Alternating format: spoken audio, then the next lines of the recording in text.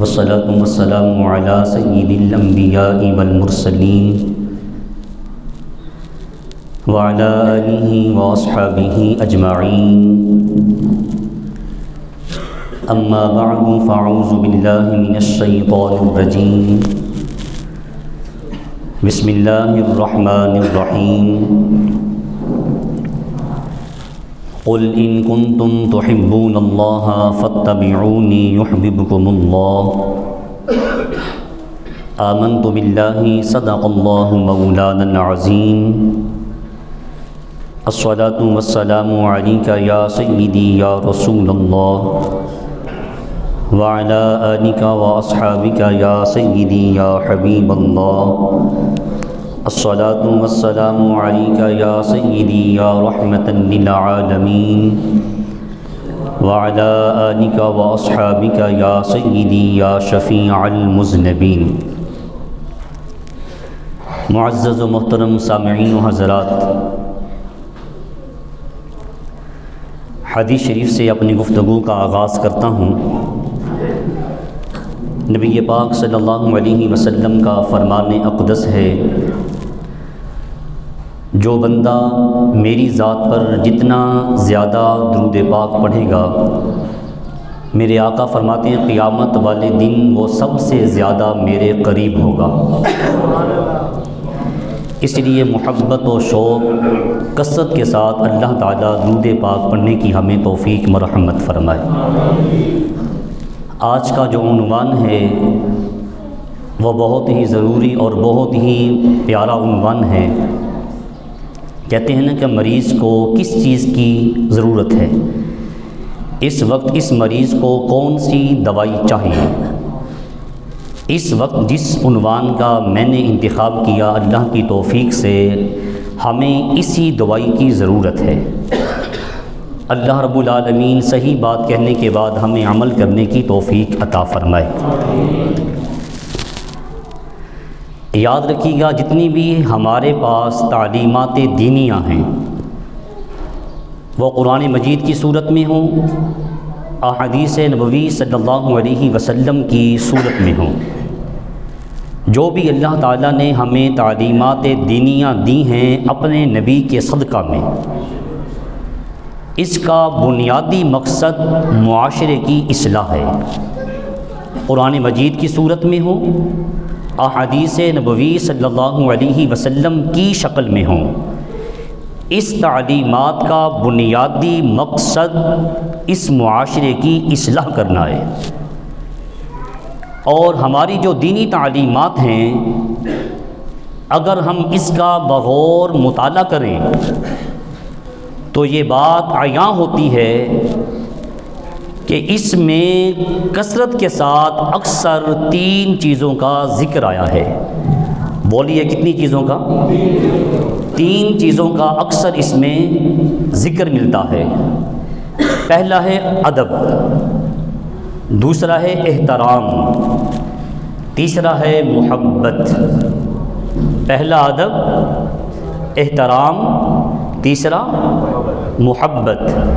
ان 3 چیزوں کو جو انسان اپنے اندر پائے وہ سمجھ لے اللہ تعالیٰ اسے عبادت کا ذوق بھی عطا کر دیتا ہے، اللہ رب العالمین اسے علم دین بھی عطا کر دیتا ہے، علم دین سے لگاؤ بھی عطا کر دیتا ہے، اللہ تعالیٰ اس کی دنیا بھی سنوار دیتا ہے، آخرت بھی بنا دیتا ہے۔ یہ 3 چیزیں جس کے اندر آ جائیں، ادب، احترام، محبت، اور جس کے اندر یہ تینوں چیزیں نہ ہوں وہ دنیاوی طور پر تو اخلاقی مجرم ہے، لیکن دینی طور پر بھی وہ اخلاقی مجرم بن جاتا ہے جس کے اندر یہ تینوں چیزیں نہ پائی جائیں، ادب، احترام اور محبت۔ اب آپ ذرا یہ دیکھیے، اگر ہم کسی بندے سے کوئی بات سنتے ہیں، جب تک اس بندے کا ادب، اس کا احترام، اس کی محبت ہمارے دل میں نہیں ہوگی، اس بندے کی بات کو ہم ماننے کو تیار، یہ ایک قانون ہے، ایک قاعدہ ہے۔ جس بندے کی بات ہم سن رہے ہیں اس بندے کا ادب، اس کا احترام، اس کی محبت دل میں ہونا ضروری ہے۔ اگر یہ تینوں چیزیں ہوں گی تو ہمارے اوپر اس بندے کی بات اثر انداز ہوگی۔ نبی کریم صلی اللہ علیہ وآلہ وسلم نے خود ارشاد فرمایا، لا یؤمن احدکم حتی اکون احب الیہ من والدہ وولدہ والناس اجمعین۔ فرمایا تم میں سے کوئی بندہ ایمان والا یعنی کامل مومن نہیں ہو سکتا، تم میں کوئی بھی اس وقت تک ایمان والا کامل یعنی مومن نہیں ہو سکتا جب تک وہ اپنے آپ سے بڑھ کر، اپنے والدین سے بڑھ کر، بلکہ پوری دنیا سے بڑھ کر مصطفیٰ کریم سے محبت نہیں کرتا۔ جب تک ہر چیز سے بڑھ کر اپنے نبی سے پیار، اپنے نبی کا ادب، اپنے نبی کا احترام نہیں کرتا، اس وقت تک اس کا ایمان کامل ایمان ہو نہیں سکتا۔ تو نبی پاک صلی اللہ علیہ وسلم کا ادب، حضور کا پیار، حضور کا احترام، جو عشق والا رشتہ ہے، یہ اصلاح معاشرہ کا پہلا پوائنٹ ہے، یہ پہلی بات ہے۔ اس معاشرے کی اصلاح کے لیے ضروری ہے کہ وہ اپنے نبی سے محبت کرے، اپنے نبی سے، نبی کا احترام کرے، نبی کا ادب کرے۔ قرآن مجید کی جس آیت کو آپ نے سماعت کیا، اس میں اللہ رب العالمین نے اسی چیز کا ذکر فرمایا ہے، قُلْ إِن كُنتُمْ تُحِبُّونَ اللَّهَ، محبوب آپ فرما دیجئے اگر تم چاہتے ہو تمہارا اللہ تم سے پیار کرے۔ قل، محبوب آپ ختم نبوت کی زبان سے فرما دیجئے اگر تم چاہتے ہو تمہارا رب کائنات کا مالک تم سے پیار کرے، تم سے محبت کرے، فاتبعونی، کہا تم میری باتیں مان لو، اللہ تم سے پیار کرے گا۔ تم میری باتیں مان لو، اللہ تم سے پیار کرے گا۔ پیار ہو جائے اللہ سے، ہم سب کہتے ہیں اللہ ہم سے محبت کرے، اور ہمیں اپنے اللہ سے پیار ہو جائے۔ اللہ فرماتا ہے کیسے ہوگا؟ فرمایا میرے حبیب کی باتوں کو ماننا شروع کر دو، اللہ تم سے پیار کرنا شروع کر دے گا۔ میرے نبی کی باتوں کو تسلیم کرنا تم شروع کر لو، اللہ تعالیٰ تم سے محبت کرنا۔ علماء فرماتے ہیں محبت خدا بھی اسی کو ملتی ہے جسے پہلے محبت مصطفیٰ ملتی ہے۔ محبت خدا بھی اسی کو میسر آتی ہے، اسے ہی نصیب ہوتی ہے جسے پہلے محبت مصطفیٰ ملتی ہے، اور دین بھی یاد رکھنا اسی کو ملتا ہے جسے پہلے محبت مصطفیٰ ملتی ہے۔ حزب الاحناف والے بابا جی کے پاس ایک بندہ طالب علم بچہ پڑھتا تھا، نام تھا غلام رسول۔ بولیے کیا نام تھا؟ غلام رسول۔ تو کسی نے اسے کہا کہ یہ تیرا نام ٹھیک نہیں ہے، اس کا معنی ہے رسول کا بندہ، رسول کا غلام، ہم سارے کس کے بندے ہیں؟ اللہ کے، تو یہ نام ٹھیک نہیں۔ وہ وہاں سے نکلا کسی اور جگہ چلا گیا، انہوں نے اس کا نام رکھا عبداللہ۔ بولیے کیا رکھا؟ تو بابا جی کو پتہ چلا نا، تو آپ نے فرمایا غلام رسولوں منکر ہویوں جا بنیوں عبداللہ، غلام رسولوں منکر ہویوں جا بنیوں عبداللہ، او جینا بن سے غلام رسول کیویں بن سے عبداللہ۔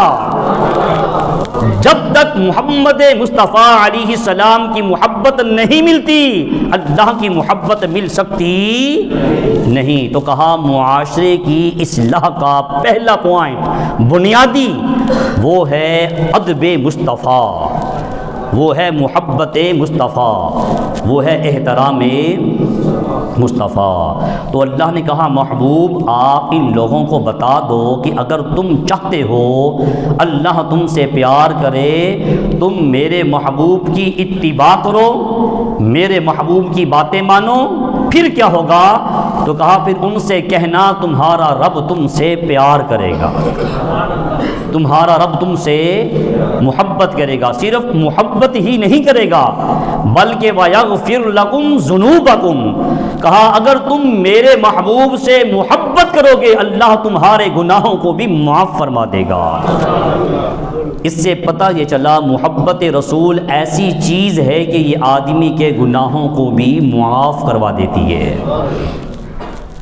اللہ رب العالمین نے قرآن مجید کی اس آیت میں یہی کہا ہے قُلْ إِن كُنتُمْ تُحِبُّونَ اللَّهَ، پس تم میرے محبوب کی فرما برداری کرو، میرے رسول کی اتباع کرو۔ کہا مَن يُطِعِ الرَّسُولَ فَقَدْ أَطَاعَ اللَّهَ، جس نے اللہ کی رسول کی اطاعت کی اس نے بس اللہ کی اطاعت کر لی۔ ایک ہے اطاعت، ایک ہے اتباع۔ اطاعت اور اتباع میں فرق ہے۔ اطاعت کا معنی آسان یہ ہے کہ جو حکم آ گیا، جو پیغام آ گیا اس کو ماننا ہے، اسے کہتے ہیں اطاعت۔ جو کہہ دیا، جو حکم آ گیا اس کی فرما برداری کرنی ہے، اس کو ماننا ہے، اسے کہتے ہیں اطاعت۔ اتباع اس کا مطلب یہ ہے جیسا جیسا کرتے ہوئے دیکھتے ہو ویسا ویسا کرنا، قدموں پر چلنا، جیسا رسول کو کرتے ہوئے دیکھتے ہو ویسا کرنا، اسے کہتے ہیں اتباع۔ اب اللہ کی ذات کو تو کوئی انسان کی آنکھ دیکھ نہیں سکتی نہ سوائے آنکھیں مصطفیٰ کے، لا تدرکہ الابصار وہو یدرک الابصار، کوئی آنکھ اللہ کا احاطہ ادراک نہیں کر سکتی۔ تو کہا پھر پیروی اس کی کرنی ہے جس کو تم دیکھ سکتے ہو، کہا اطاعت میری کرنی ہے، اتباع متبع مصطفیٰ کریم علیہ الصلوۃ والسلام کا ہو کے رہنا ہے۔ جیسے جیسے میرے رسول کو کرتا ہوا دیکھنا ہے ویسے ویسے تم کرتے جانا، تم رسول کی اتباع کرتے جانا، اللہ تم سے پیار فرماتا چلا جائے گا۔ اسی لیے نبی کریم صلی اللہ علیہ وسلم نے فرمایا صلو کما رأیتمونی اصلی، کہا صحابہ نماز ایسے پڑھو جیسے مجھے پڑھتا ہوا دیکھتے ہو، نماز ایسے پڑھو جیسے مجھے پڑھتا ہوا دیکھتے ہو، رأیتمونی جیسے مجھے دیکھتے ہو ایسے نماز پڑھو۔ اب اس کا ایک ترجمہ ہے عالمانہ کہ جیسے مجھے نماز پڑھتا ہوا دیکھتے ہو ویسے پڑھو، ایک ہے اس کا ترجمہ صوفیانہ۔ اللہ کرے یہ الفاظ میری زبان پہ آسان ہو جائیں، آپ کی توجہ میری طرف ہو جائے تاکہ آپ کو بات سمجھ میں آ جائے۔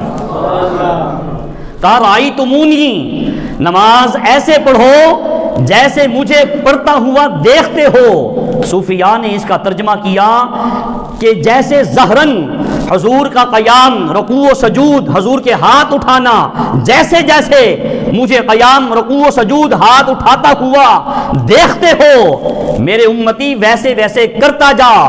لیکن صوفیاء کہتے ہیں رأیتمونی، اس کا معنی یہ ہے اے امتی تو نماز ایسے پڑھ گویا تو محمد کو دیکھ رہا ہے۔ رأیتمونی، ایسے نماز پڑھ جیسے تو مصطفیٰ کریم علیہ السلام کو دیکھ رہا ہے۔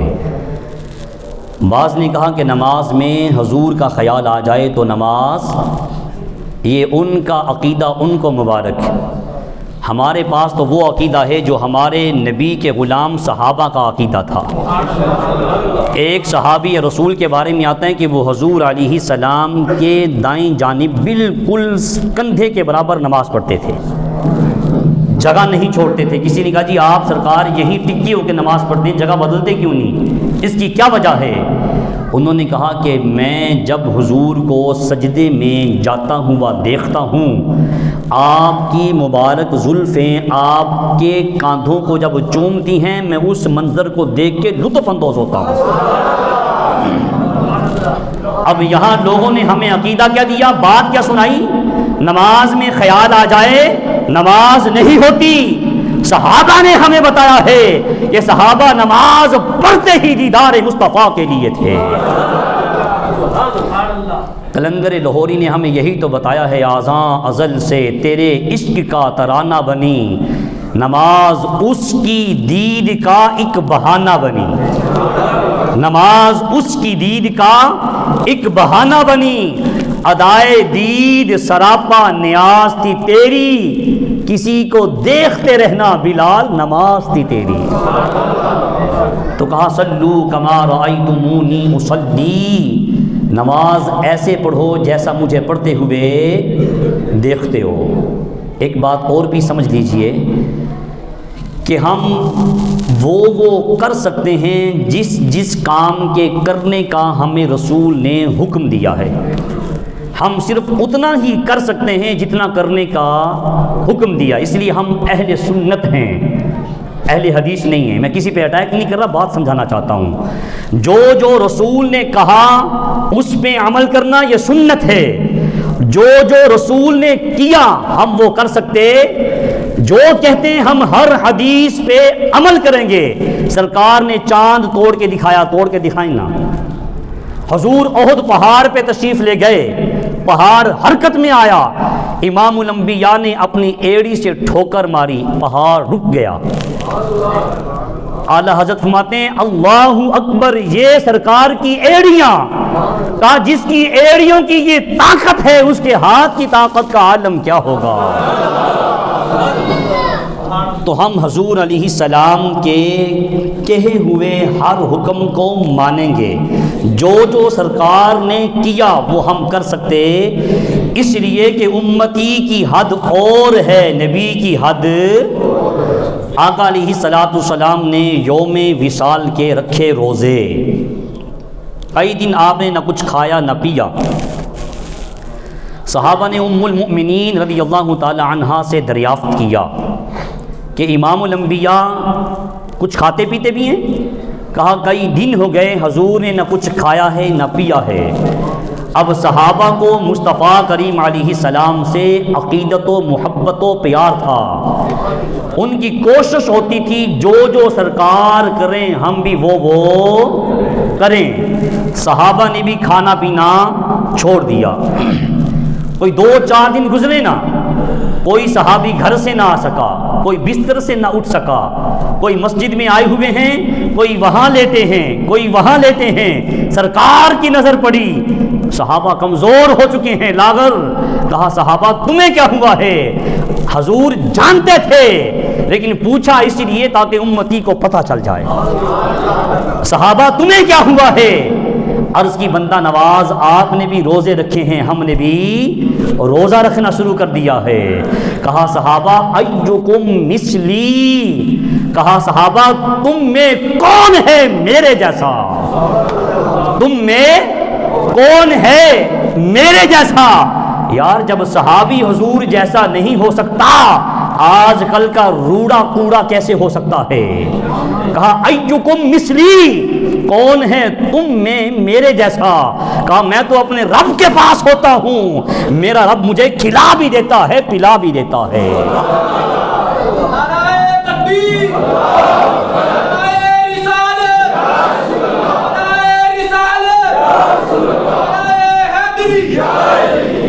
کہا میں اپنے رب کے پاس ہوتا ہوں، میرا رب مجھے کھلاتا بھی ہے پلاتا بھی ہے. صحیح ستہ کی حدیث ہے. کہا صحابہ کون ہے تم میں میرے جیسا؟ جیسے میرے سرکار ہیں ایسا نہیں کوئی. ایسا سب بولیے، ایسا جس کا عقیدہ ہے وہ بولے، باقی چپ رہیں. ایسا جیسے میرے سرکار ہیں ایسا انہیں جانا انہیں مانا، نہ رکھا غیر سے کام. للہ الحمد، میں دنیا سے مسلمان گیا. اعلیٰ حضرت عظیم البرکت مجدد دین و ملت، علم و فن کے شہنشاہ، میرے نبی کے در کے سچے گدا مولانا احمد رضا. آپ فرماتے ہیں سب سے اولا و اعلیٰ ہمارا نبی، سب سے اولا و اعلیٰ، سب سے بالا و اعلیٰ، اپنے مولا کا پیارا، دونوں عالم کا دلہا، کرن و بدلی رسولوں کی ہوتی رہی، کرن و بدلی رسولوں کی ہوتی رہی، چاند بدلی سے نکلا کون دیتا ہے دینے کو منہ چاہیے، کون دیتا ہے دینے کو منہ چاہیے، کوئی دینے والا ہے سچا۔ اعلیٰ حضرت فرماتے ہیں تو زندہ ہے واللہ، اللہ کی قسم کہتے ہیں واللہ، اللہ کی قسم ہے تو زندہ ہے واللہ، تو زندہ ہے واللہ، میرے چشم عالم سے چھپ جانے والے۔ کہا امتی تیری حد اور ہے میری حد، کہا کون ہے تم میں میرے جیسا، تو کہا فاتبعونی، بس اے امتی تو اگر چاہتا ہے تیرا اللہ تجھ سے پیار کرے، فاتبعونی، بس تو مصطفیٰ کے تابع ہو جا، مصطفیٰ کی اتباع کر، یحببکم اللہ، عرش کا مالک تجھ سے پیار کرنا شروع کر دے گا، عرش کا مالک تجھ سے۔ معاشرہ ٹھیک کرنے کا پہلا بنیادی پوائنٹ یہی ہے کہ یہ امتی اپنے دل کو مصطفیٰ کی محبت سے آباد کرے، رسول کا ادب، رسول کا احترام کرے، یہ معاشرے کی اصلاح ہے۔ حضور علیہ السلام سے پہلے بھی معاشرے کی اصلاح کے لیے انبیاء آتے رہے، پہلے بھی انبیاء آتے رہے، حضور علیہ السلام کے بعد صحابہ اور پھر اولیاء، حضور کی امت کے علماء، آج تک اور قیامت تک یہ حضور علیہ السلام کا پیغام لوگوں تک پہنچتا رہے گا، اسے کوئی روک سکتا۔ لیکن یہ بات بھی ذہن نشی رہے، نبی علیہ السلام کے دور میں کتنا خطرناک دور تھا جب آپ تشریف لائے، بڑا نازک دور تھا، ایسا زمانہ تھا کہ لوگ اپنے بوڑھے ماں باپ کو منڈیوں میں بیچ کے آتے تھے کہ ان کو خریدو، ان سے کام لینا۔ اس زمانے میں بیٹیوں کو زندہ قبر میں دفن کیا جاتا تھا، اس زمانے میں کعبے کا طواف ننگے کیا جاتا تھا، اس زمانے کے اندر خاندانی لڑائیاں نسل در نسل ہزاروں سالوں سے چلتی آ رہی تھیں، مگر حضور علیہ السلام تشریف لائے، آپ نے آ کر دنیا کی کایا پلٹ کے رکھ دی، آپ نے ان برائیوں کا خاتمہ کیا۔ فرمایا جس نے ایک مرتبہ محبت کی نگاہ سے اپنے ماں باپ کو دیکھا، اللہ مقبول حج کا ثواب عطا کر دے گا۔ یہ تبدیلی ہے، یہ انقلاب ہے، یہ کریم آقا علیہ السلام نے معاشرے کی اصلاح فرمائی۔ فرمایا جس نے اپنے ماں باپ کو محبت سے دیکھا، اللہ مقبول حج کا ثواب عطا کرے گا، اور کہا اے اولاد، اللہ نے تیرے ماں کے قدموں میں اپنی عظیم جنت کو رکھ دیا ہے، اور کہا تمہارا باپ جنت کا دروازہ ہے۔ صرف ماں کی شان سننے والوں، اللہ نے باپ کو بڑی عظمت دی ہے، اللہ نے باپ کو، اگر اولاد کی جنت ماں کے قدموں میں ہے تو ماں کی جنت خامد کے قدموں میں ہے، تو کہا باپ تمہارا جنت کا دروازہ ہے، یہ کھلے گا تو تم جنت میں، جو کہتے ہیں ابیا تو کتنا ہی کی ساڈے واسطے، تو نے ہمارے لیے کیا کیا ہے، وہ تیرے جیسے بچے کو اس نے پال کے کڑیل جوان کیا ہے، سڑکوں پہ اس نے چکر کاٹے ہیں، اس نے اپنی زندگی کھوڑ دی ہے، لیکن اس نے تجھے پالا ہے۔ تو میرے آقا علیہ السلام اس معاشرے میں آئے جس معاشرے میں بوڑھے باپ کو غلام بنا کے منڈی میں بیچا جاتا تھا، میرے رسول نے ان پسے ہوئے لوگوں کو کہاں سے اٹھایا اور کہاں عزت کی مسند میں فائز کیا، عروج ثریا پہ پہنچایا۔ کریم آقا صلی اللہ علیہ وسلم نے کہا جس کو اللہ نے بیٹیاں دیں، حضور علیہ السلام نے بتایا کہ جس کو اللہ نے بیٹیاں دی، 2 دی، 3 دی، 4 دی، کم دی یا زیادہ دی، تو میں اس نے ان کی تربیت کا خیال کیا، ان کو پالا پوسا، ان کی پرورش کی، پھر شادیاں کر دیں، لیکن بیٹی کے آنے پہ اس نے اپنا منہ بگاڑا نہیں، پریشان نہیں ہوا، ان کی تربیت کی، پھر بیعہ دیا۔ فرمایا قیامت کے دن جب آئے گا نا، ہمارے آقا نے اپنی دونوں انگلیاں ایسے اٹھائی تھیں، یہ سیاہ ستہ کی حدیث ہے، امام الانبیاء نے ایسی انگلیاں اٹھائیں، ایسے ملا دیں، میں جب محشر کے میدان میں آئے گا اس کا کندھا میرے کندھے سے ایسے ملا ہوا ہوگا، بندہ تو بندہ ہوا بھی نہیں گزر سکتی۔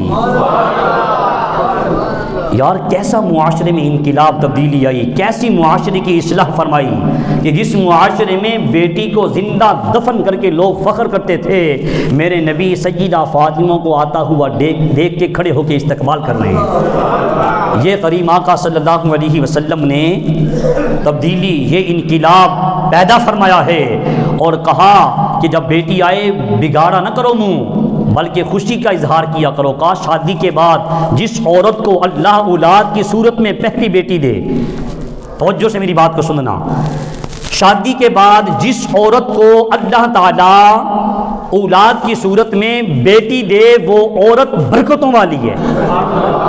اور ہمارے ہاں کیا ہوتا ہے، سب سے پہلے ساس کا منہ بگڑ جاتا ہے۔ آپ لوگ ناراض نہیں ہوں گے، یہ بات حقیقت پر مبنی ہے۔ بیٹا پیدا ہو ہم لڈو باندھتے ہیں نا، لڈو بانٹے جاتے ہیں، بیٹی پیدا ہو پھر کیوں نہیں بانٹتے؟ کہا بیٹی میں اس کو دیتا ہوں جس سے عرش کا مالک راضی ہو جاتا ہے۔ کہا بیٹی کے آنے پہ خوشی کرو، اس لیے کہ عرش کا مالک تم سے راضی ہے۔ تو کریم آقا صلی اللہ علیہ وسلم کے غلاموں، میرے آقا علیہ السلام نے اس طرح معاشرے کی اصلاح فرمائی ہے۔ یہ بنیاد ہے کہ امتی اگر تو چاہتا ہے کہ معاشرے کے اندر تو سار اٹھا کے جیے، تو رب فرماتا ہے فاتبعونی، تیرے ذمہ لازم ہے تو میرے رسول کی اتباع کرے۔ میرے رسول کا ادب، اس کا احترام، اس کی محبت سے اپنے دل کو آباد کر۔ خدا خود بندے سے پوچھے گا بتا تیری رضا کیا ہے، لیکن شرط یہ ہے کہ رسول کی اتباع۔ یحببکم اللہ، کہا محبوب یہ اگر چاہتے ہیں ان کا اللہ ان سے پیار کرے، یہ آپ سے پیار کریں، عرش کا مالک ان سے پیار کرے گا۔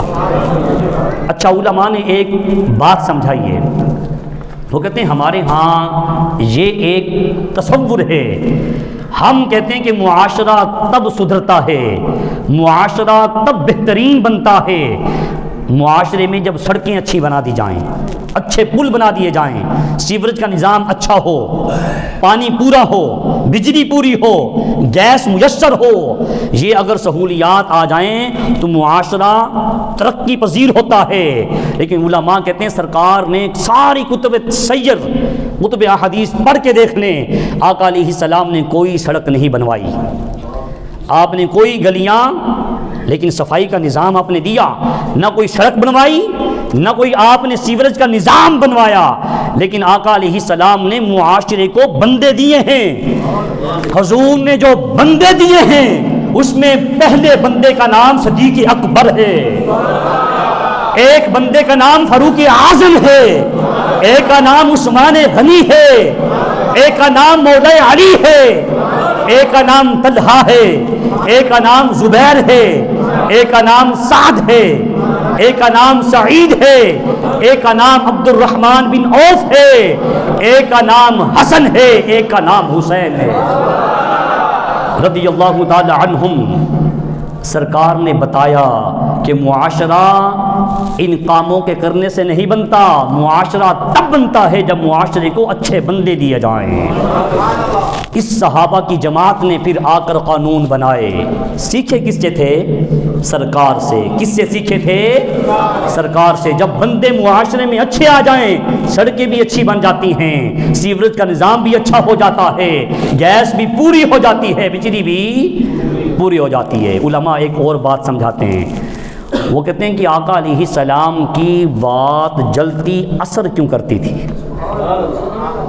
ہمارے ملک پاکستان میں جو ایک تجزیے کے مطابق پتہ چلتا ہے 30 لاکھ مساجد ہیں، بولیے کتنی ہیں؟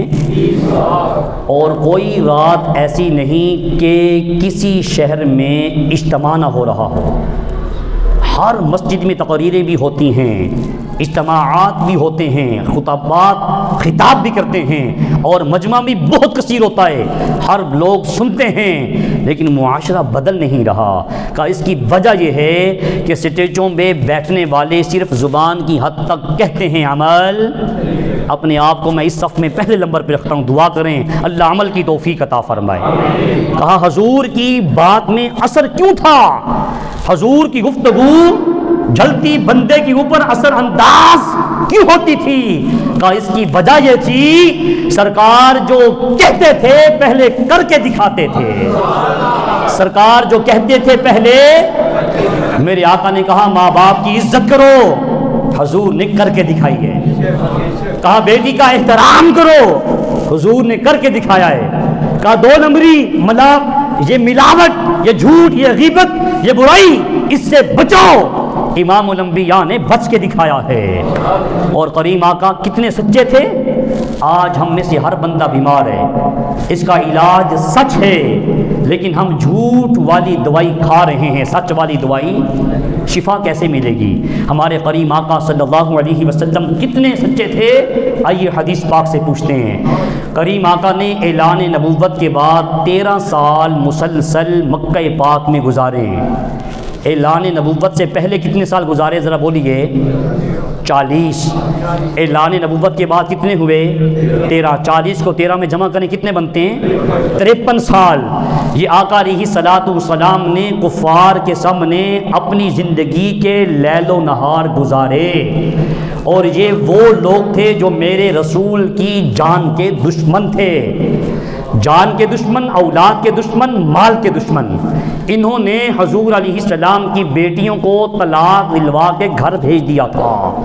اولاد کے بھی دشمن تھے، مال کے بھی دشمن تھے، جان کے بھی دشمن تھے، لیکن حدیث بتاتی ہے یہ دشمن مصطفیٰ حضور علیہ السلام کے ساتھ سوشل بائیکاٹ کرنے والے، معاشرتی بائیکاٹ کرنے والے، شعبہ ابی طالب میں محصور کرنے والے، کوئی تاجر آتا حضور سے ملنے نہیں دیتے تھے، جانی دشمن تھے، لیکن وہ کہتے تھے یا محمد انت صادق الامین۔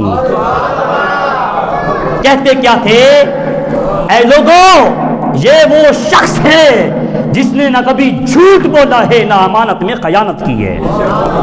حضور علیہ السلام جو کہتے تھے وہ کر کے دکھاتے تھے۔ ہجرت کی رات میرے کریم آقا علیہ السلام نے ایک ہستی کے سپرد کفار کی امانتیں کی تھیں، بولیے کیا نام تھا؟ حضرت علی شیر خدا۔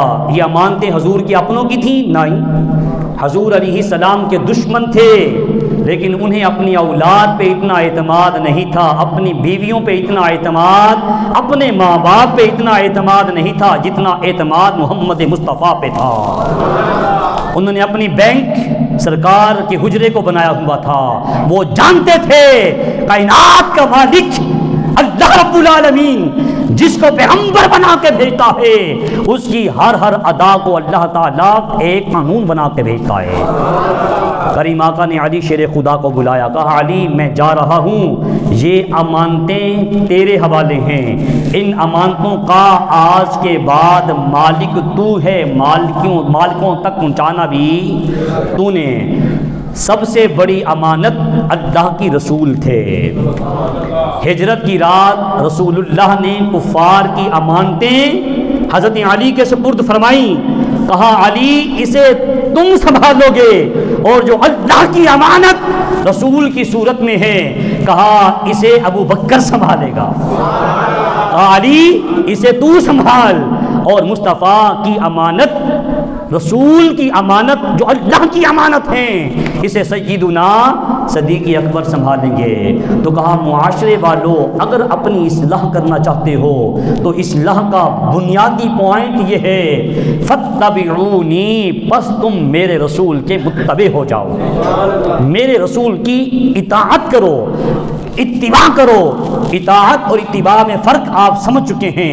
حکم آ جائے، جو پیغام آ جائے اس کو ماننا، یہ ہے اطاعت۔ اتباع یہ ہے کہ جیسا جیسا مصطفیٰ کو کرتے ہوئے دیکھتے ہو ویسا ویسا کرو۔